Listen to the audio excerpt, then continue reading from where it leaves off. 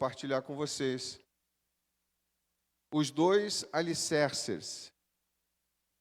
Mateus capítulo de número 7, versículo 24 ao 27.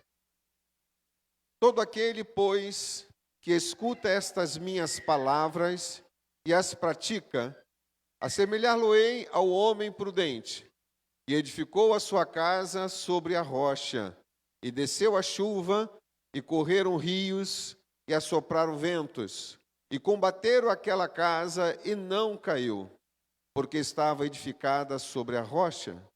E aquele que ouve estas minhas palavras e não as cumpre, compará-lo-ei ao homem insensato, que edificou a sua casa sobre a areia, e desceu a chuva, e correram rios, e assopraram ventos, e combateram aquela casa, e caiu, e foi grande a sua queda. Curva a sua cabeça um pouquinho assim para frente. Nosso Deus, abra nossa mente, ilumina-nos pelo Teu Espírito, para que nós possamos ser edificados por Tua palavra, e o Teu nome seja glorificado em nós, em nome de Jesus.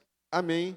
Podeis assentar, queridos. Não feche a sua Bíblia, para que você possa compreender o texto que nós estaremos meditando nesta noite. Nesse texto que nós acabamos de ler, o Senhor Jesus, ele novamente, se você não percebeu isso, mas você vai observar, novamente, como ele fazia de costume, ele divide os membros da igreja, pelo menos em dois.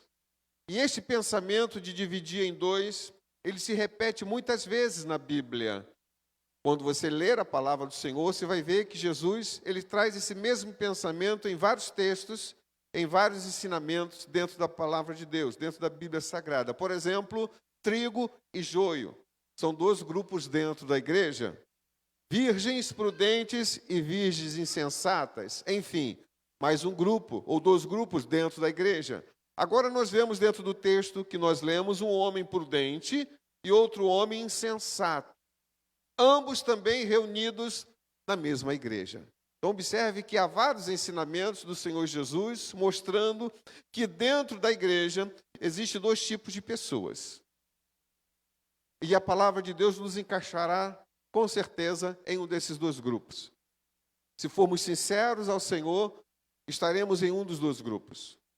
Se formos sinceros com o nosso coração, com o nosso íntimo, nós nos veremos dentro de um desses dois grupos. O homem prudente do texto edifica a sua casa sobre a rocha. É o que nós lemos. E quando vem a tempestade, quando vem as turbulências, quando vem as enchentes, o texto sagrado diz que a casa permanece firme. E o homem insensato do texto, diz a palavra, que edifica a sua casa sobre a areia. Observe lá. E quando os ventos sopram, quando vem a tempestade, quando vem tudo isso, a noite escura chega, a casa então cai e cai em pedaços porque foi construída sobre a areia. Não tem firmeza, há algo que é construído sobre a areia. O que o Senhor Jesus está querendo dizer para nós nessa noite, dentro desse texto? Para entender isso, nós precisamos ler o versículo 24. Vamos para o versículo 24, que diz assim: todo aquele, pois, que ouve estas minhas palavras. Guarde bem isso. Todo aquele, pois, que ouve estas minhas palavras. Guarde essa frase, ouvir as palavras. A quais palavras Jesus está se referindo aqui no versículo de número 24? Se nós recuarmos um pouquinho mais, versículo 21, observe lá. Vamos recuar um pouquinho mais o versículo 21 para nós entendermos esse assunto. Diz lá: nem todo aquele que me diz Senhor, Senhor, entrará no reino dos céus, mas apenas aquele que faz a vontade do meu Pai que está nos céus. Versículo 22. Muitos me dirão naquele dia: Senhor, Senhor, não profetizamos em teu nome? São cristãos, hein? Em teu nome não expulsamos demônios e não realizamos muitos milagres? Versículo 23. Então eu lhe direi claramente: nunca os conheci. Afastem-se de mim, vocês que praticam o mal. ou que pratica a iniquidade, em alguns textos. Então, o texto seguinte é: todo aquele, versículo 24, aonde nós paramos. Todo aquele, pois, que ouve estas minhas palavras e as pratica, será comparado ao homem prudente que edificou a sua casa sobre a rocha. Observe, queridos, o Senhor Jesus, ele nos apresenta aqui o dia da sua volta, na realidade. Quando ele traz a sentença de salvação e de perdição dada ao ser humano. Quando ele deixa bem claro aqui que uns serão salvos e outros não serão salvos. Ou seja, há um grupo de homens e mulheres que está se perdendo e Jesus lhe diz: nem todo que me diz Senhor, Senhor, entrará no reino dos céus, mas aquele que faz a vontade do meu Pai que está nos céus. Opa! Isso quer dizer que estar dentro da igreja, ter uma Bíblia, não lhe garante céu. É um pouquinho mais além do que isso. Igreja não salva. Bíblia não salva. Jesus salva. Andar com Jesus e permanecer com Jesus faz toda a diferença. Então observe que o texto, Jesus está tratando de cristãos. Jesus está falando para pessoas que estavam na mesma igreja e dizendo que tinha dois grupos diferentes. É o que ele está dizendo aqui para nós. Nos chama a atenção e muito isso. Evidentemente, esse grupo, ele não fez a vontade do Pai. Evidentemente, esse grupo, que parecia ser cristão, expulsava demônios, como diz o texto, que fazia oração e pessoas eram curadas, como diz o texto, não faziam a vontade do Pai. Mas eles reclamaram no final reclamaram e não aceitam aqui o veredito divino. Eles dizem: um momento, Senhor, em outras palavras, um momento. Como é que nós não fizemos a vontade do Pai? Se nós fizemos milagres, se nós expulsamos demônios, se nós profetizamos, aqui é um assunto bastante interessante. Deixa eu perguntar para os irmãos: expulsar demônios não é fazer a vontade do Pai? Fazer milagres e profetizar não é fazer a vontade do Pai? Raciocina comigo. Você pode até me dizer: pastor, isso é fazer a vontade do Pai. Ou talvez você diga: fazer a vontade do Pai é guardar os mandamentos do Pai. Você pode também dizer isso. Mas esses homens aqui, a quem Jesus estava tratando, os judeus, a quem Jesus está falando, eles eram campeões em guardar mandamentos. Eles guardavam os mandamentos tão rigorosamente que só para o sábado eles tinham um monte de pequenos mandamentos. Eram pessoas que dizimavam até a menta, até o coentro, até o cominho. Como é que eles não guardavam os mandamentos? Estavam enquadrados em tudo. Parecia que estavam fazendo tudo certo. Eles tinham passado pelo primeiro estágio da vida espiritual. Essa que é a verdade. Estavam na direção certa. Eles já estavam num estágio, podemos assim dizer, mais avançado. Porque o texto sagrado diz que eles também profetizavam. O texto sagrado diz que eles faziam milagres. Eles expulsavam demônios. Mas Jesus diz: vocês estão se perdendo porque não fizeram a vontade do Pai. E agora? Se tudo que esses cristãos, a quem Jesus está dirigindo essas palavras, fizeram tudo isso, e Jesus dá uma palavra dura, dizendo que eles não estavam fazendo a vontade do Pai, e quando eles reclamam, Jesus diz: eu não vos conheço, não sei quem são vocês. Não sei quem são vocês. Poderão ter profetizado, feito milagres, guardado mandamentos, feito tudo, mas eu não conheço vocês. Apartem-se de mim, praticante de iniquidade, praticante de pecado. E depois disso Jesus diz: todo aquele que ouve estas minhas palavras, observe, estas minhas palavras, ou seja, esta explicação que eu acabo de dar, era isso que Jesus está dizendo. E as pratica, será comparado a um homem prudente que edificou a sua casa sobre a rocha. E todo aquele que ouve estas minhas palavras e não as pratica, ou seja, e não leva a sério, e não coloca em prática, porque tem muita gente assim, será comparado a um homem insensato, que edificou a sua casa sobre a areia. Jesus está dizendo claramente, eu vou tentar explicar melhor, que não basta estarmos aqui dentro, se não vivermos fora daqui o evangelho que ouvimos, que lemos. Não basta somente eu carregar uma Bíblia na mão e não carregá-la no coração. Não basta eu ter isso, ouvido tudo isso, lido tudo isso, estudado sobre tudo isso e não colocar em prática na minha vida e não vivenciar isso na minha vida. O que Jesus está tentando nos dizer é que fazer a vontade do Pai não é somente portar-se bem ou mal, como não matar, como não roubar, como não fumar, como não usar drogas, como não fazer isso ou não fazer aquilo.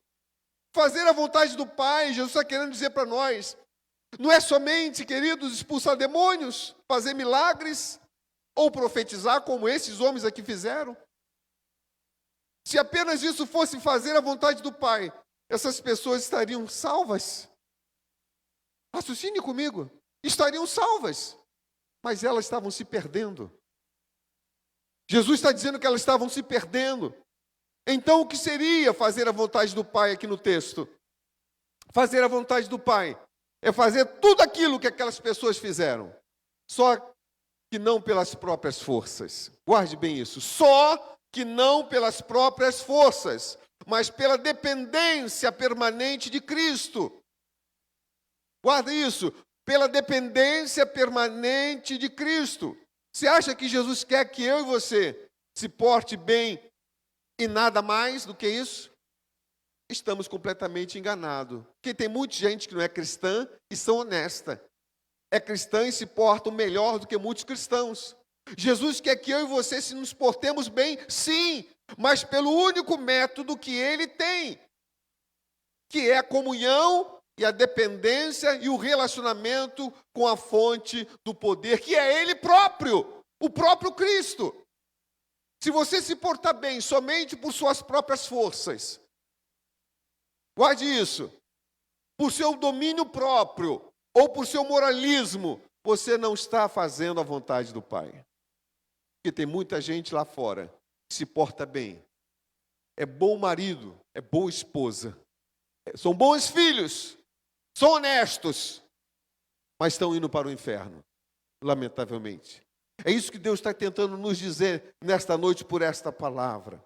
Se você se portar bem, porque vive uma vida de comunhão permanente com o Pai, então sim, você está fazendo a vontade do Pai. Por isso, queridos, todo aquele que edifica a sua vida espiritual no domínio próprio, na sua força própria, na sua própria vontade, no seu esforço humano, no seu moralismo, nos seus regulamentos, na sua disciplina própria, na sua autodisciplina, todo aquele que fundamenta o prédio da sua vida espiritual nessas coisas está construindo sobre a areia.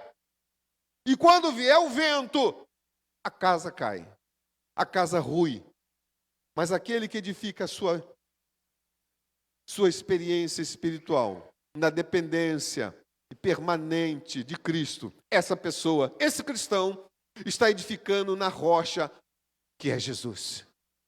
E se vierem provações ou dificuldades, porque virão, a fé não vai esmorecer, porque você construiu na rocha que é Cristo. Neste mundo tereis aflições, disse o próprio Senhor, então virá. Para que eu e você não caia, para que a nossa vida espiritual não venha por terra, temos que estar dependente do Senhor Jesus. Eu pergunto, por que você está na igreja que você pertence? Por que o pastor pregou bonito ou ensinou bonito? Alguém pode responder. Porque a minha mãe pediu, meu pai pediu que eu fosse lá. Porque lá prega a doutrina e ela me convenceu. São respostas, né? Do porquê que você, às vezes, está na igreja. Você está na igreja porque os irmãos são amorosos, porque eu gosto do templo, porque eu me identifico melhor com essa igreja. Queridos, tudo isso é edificar na areia.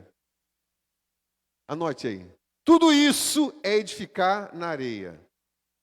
Se você é cristão, porque seu pai chorou, sua mãe chorou, ou porque o pastor pediu, ou porque a doutrina te convenceu, ou por isso ou por aquilo, quando chegam as tempestades espirituais, que vão chegar, a casa vai ruir.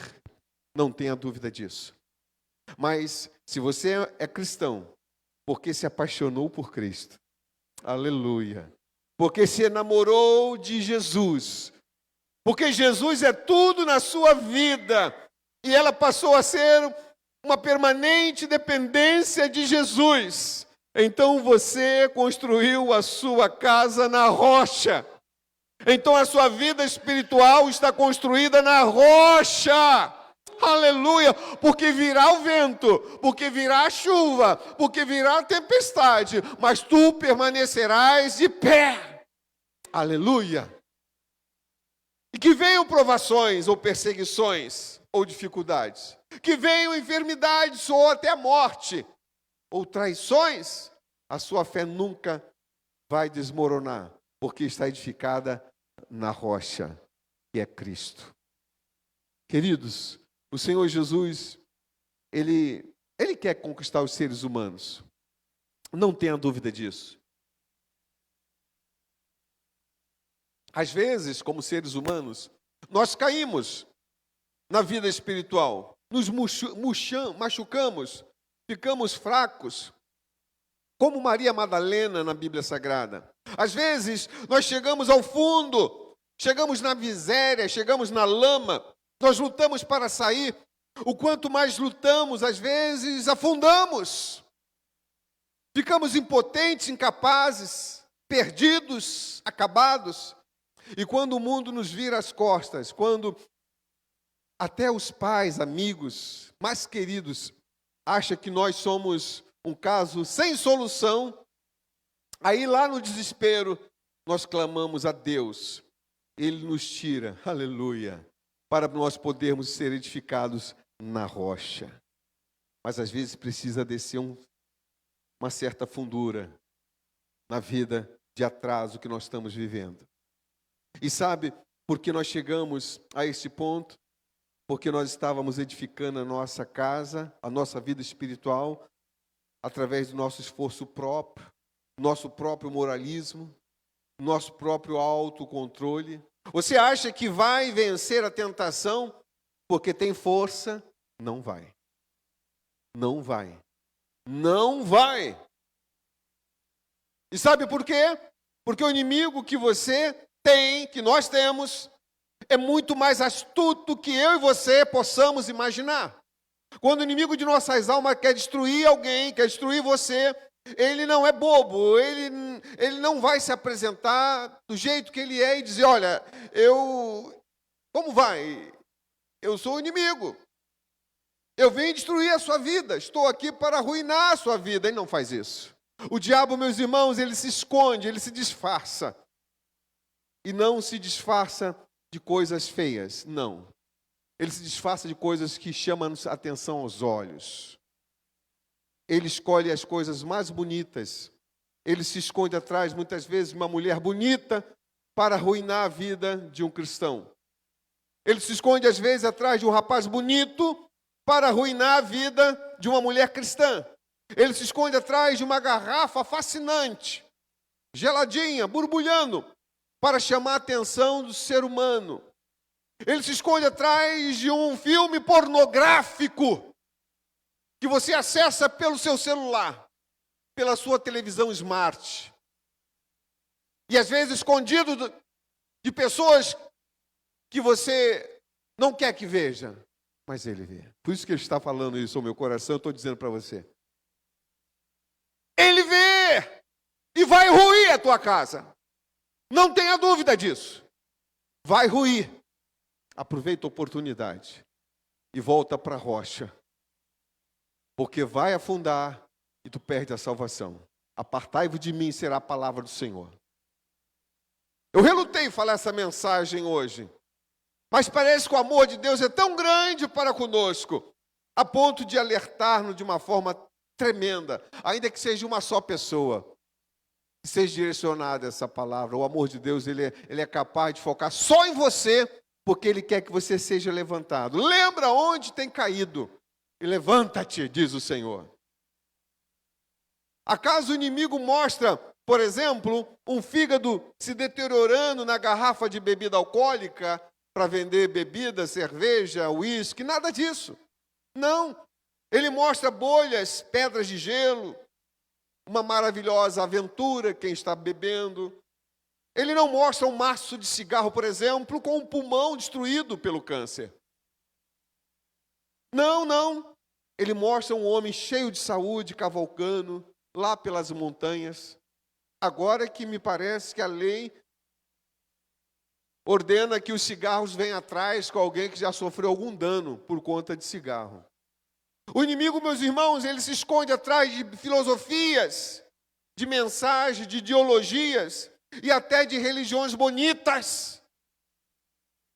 Ele não é tolo para escolher coisas feias. Guarde isso. O diabo, ele escolhe as melhores coisas, as mais belas, para enganar e para arruinar a vida do ser humano. E uma vez que ele arruína, ele escraviza, ele não se contenta somente em derrotar o ser humano, mas também humilha, ele pisa, ele estraçalha e leva ao fundo do poço, para depois dar uma gargalhada de vitória. É isso que o diabo faz e tem feito constantemente. E é por isso que a sua fé não pode estar edificada em cima de recursos humanos, em cima da sua autoajuda, em cima do seu próprio orgulho, em cima do seu próprio ego. Não pode estar somente edificada na igreja, não pode estar somente edificada na doutrina, não pode estar somente edificado no instrumento, na música, nos irmãos ou no próprio pastor.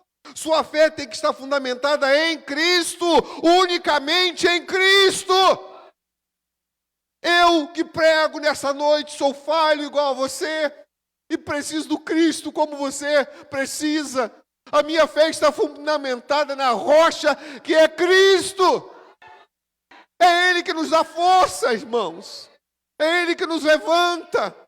É Ele que nos dá coragem.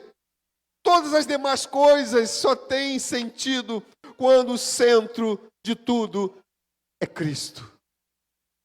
Cantar, orar, Bíblia, doutrina, pastor, pessoas. Tudo isso só terá sentido quando eu venho por conta de Cristo. Se você não vem por conta de Cristo, e um dia sair daqui, não diga que saiu por conta de pessoas, porque você nunca veio por conta de Cristo. E se você vem por conta de Cristo, focado em Cristo, você não sai da presença de Cristo. Pessoas não te tiram da presença de Cristo. É por isso que a sua fé não pode estar edificada em cima de recursos humanos, repito. Não pode estar edificada em pessoas, em um lugar, em um grupo. Não, queridos, não. E é por isso que o apóstolo Paulo, em Efésios, capítulo de número 6, ele diz o seguinte, capítulo 6 de Efésios, versículo 10. Paulo disse, sede fortalecido no Senhor e na força do seu poder. Seguindo, porque a nossa luta não é contra o sangue e a carne, disse Paulo, e sim contra os principados e potestades, contra os dominadores deste mundo tenebroso e contra as forças espirituais da maldade, nas regiões celestiais. Observe, a minha luta, a sua luta, a nossa luta, não é contra o homem, não é contra pessoas de carne e osso como nós. A sua luta é contra o inimigo das almas, astuto, covarde, traiçoeiro. Ele, queridos irmãos, não prepara uma tentação para todo mundo de forma igual. Não, não. O diabo, ele tem uma fábrica de tentação. Ouça essa ilustração. Ele tem uma fábrica de tentações, e nessa fábrica ele tem muitos anjos que estão trabalhando para ele, demônios.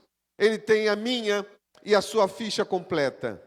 E desde o dia em que você nasceu, desde o dia que nós nascemos, quem são seus pais, sua herança genética, a educação que você recebeu, os traumas psicológicos que você carrega dentro de você, onde você cresceu, quem foram os seus amigos, tudo está lá no arquivo do inimigo de nossas almas. E com esses dados de cada um de nós, de forma específica, o inimigo de nossas almas, então, ele prepara tentações personalizadas. Cada um vai ser tentado de forma diferente do outro. Tentações personalizadas. A tentação sai da fábrica de Satanás com nome e endereço. Guarde o que eu estou lhe falando nesta noite. Porque você sabe que o que é tentação para você pode não ser para mim. O que é para mim é tentação, pode não ser para você. É assim mesmo. Mas o diabo, ele conhece a vida de cada um de nós. E por isso ele tem personalizado aquilo que eu e você podemos escorregar. É por isso que nós não podemos, muitas vezes, resistir ao inimigo. É por isso que nós temos que edificar a nossa fé na rocha, não em pessoas, não em lugares, não em movimentos, não em igreja ou placa, nada disso. A minha e a sua fé tem que estar edificada em Cristo. Queridos, quando nós falamos de tentação, nós temos que levar em conta que tentação não é pecado. Anote isso, o pastor disse, tentação não é pecado. E não se sinta mal quando um pensamento imundo sobe à sua cabeça. Não se sinta um pecador ou pecadora quando seu coração aparece ali um sentimento negativo. Não se sinta miserável porque a tentação aparece em sua vida. Deixe o diabo tentar quanto ele quiser, porque a tentação vem dele. Você não é pecador ou não peca porque é tentado. Ninguém aqui é pecador porque é tentado. O pecado começa quando você passa a acariciar a tentação. Vou repetir. O pecado começa quando você começa a acariciar a tentação. Você está lá com o seu celular e aparece piscando algo lá, e você quer um outro assunto. E porque piscou algo, você voltou naquele algo. E aquele algo é justamente a tentação do diabo. A área pornográfica está cheio. E aí começa então a ruir a casa. Hoje eu não vou. Não quero orar, não quero cantar, não quero participar.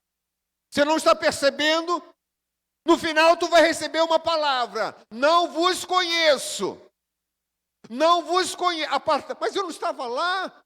Tantos anos que eu vou à igreja. Não. Anos de igreja não salva.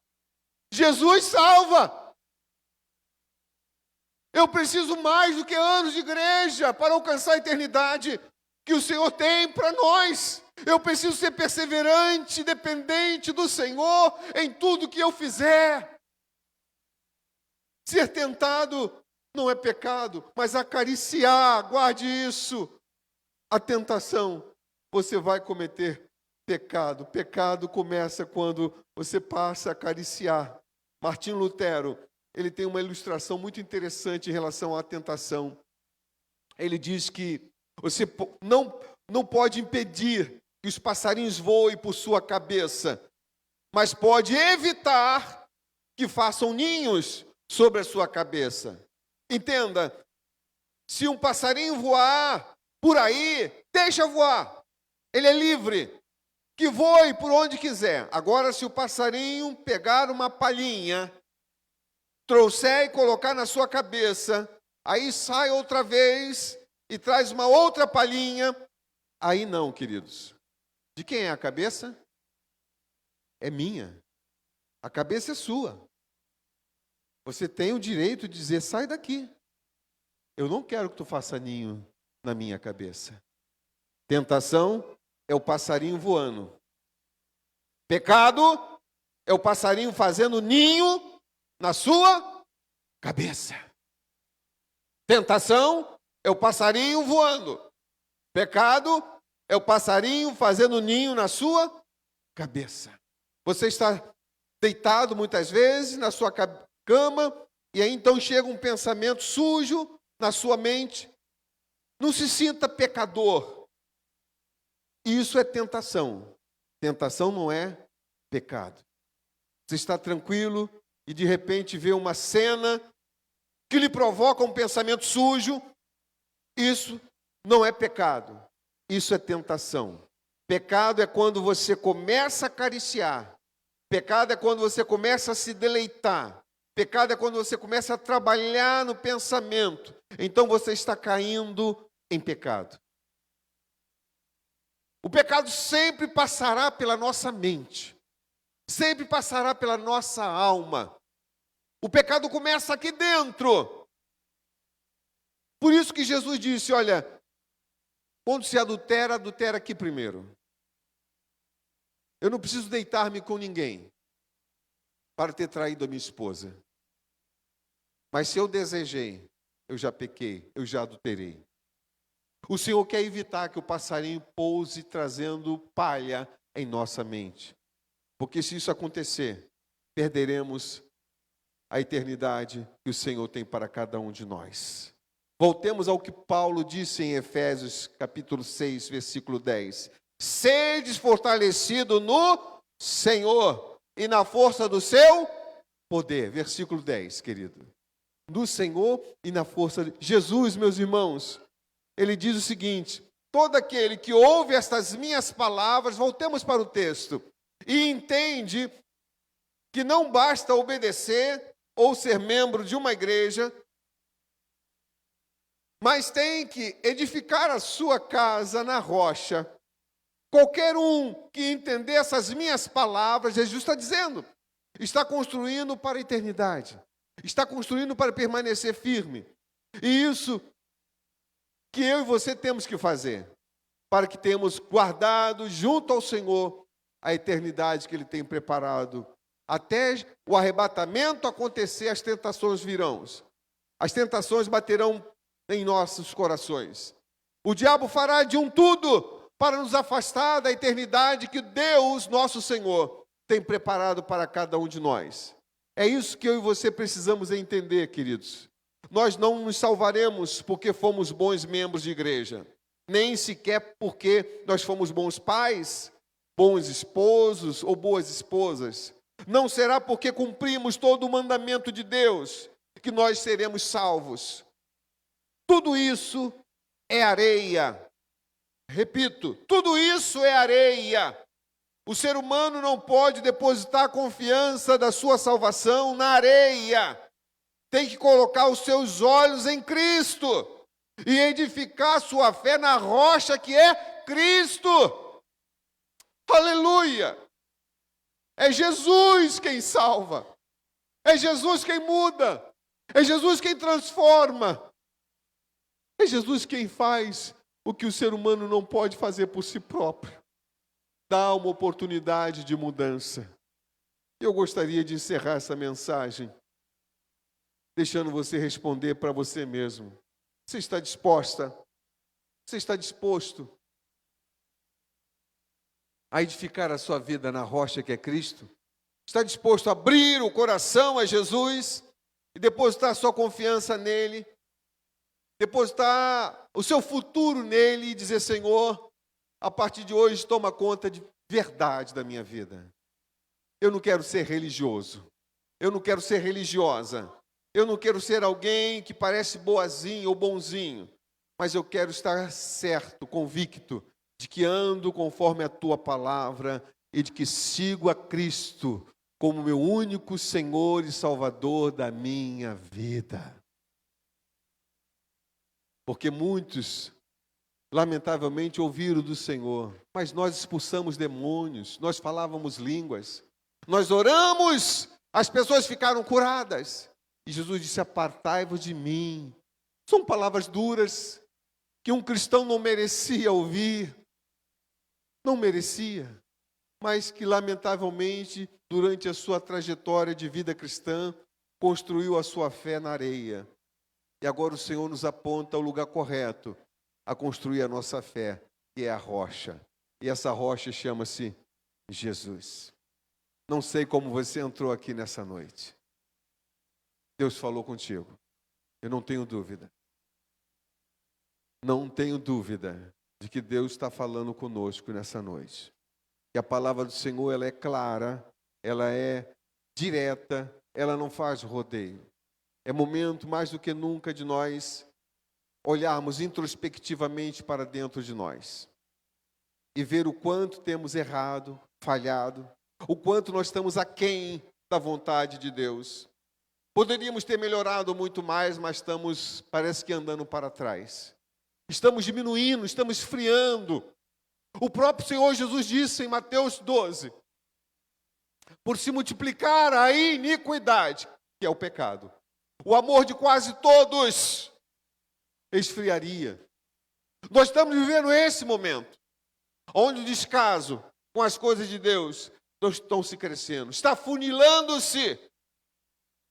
Só vai passar quem de fé de fato na rocha. A porta estreita, não dá para carregar mochila.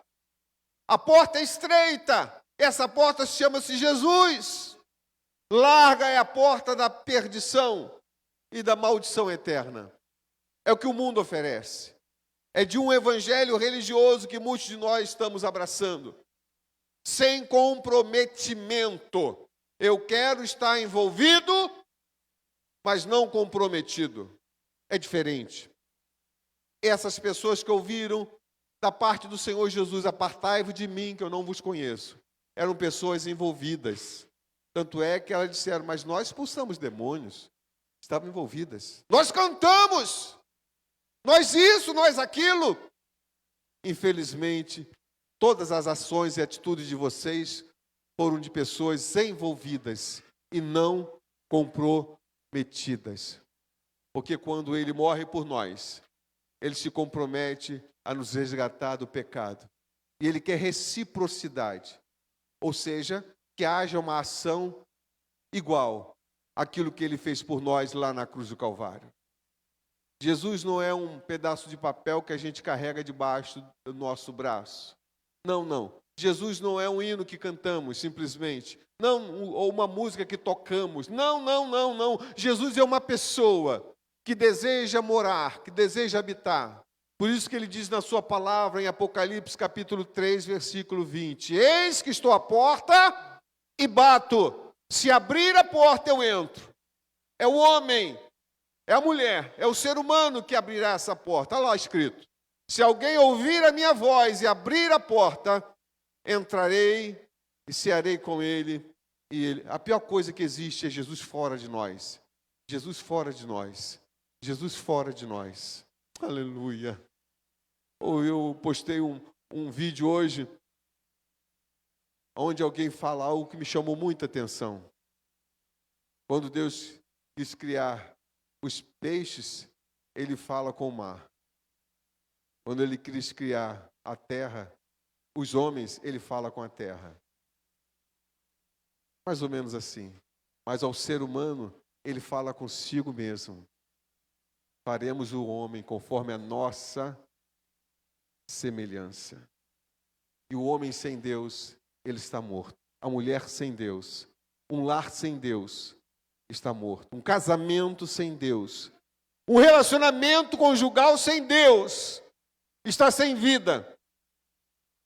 Eu não sei como está a sua casa, mas eu sei que o meu Deus te oferece uma oportunidade de mudança, de transformação. Teu coração pula que nem o meu está aqui. Por favor, abra a porta.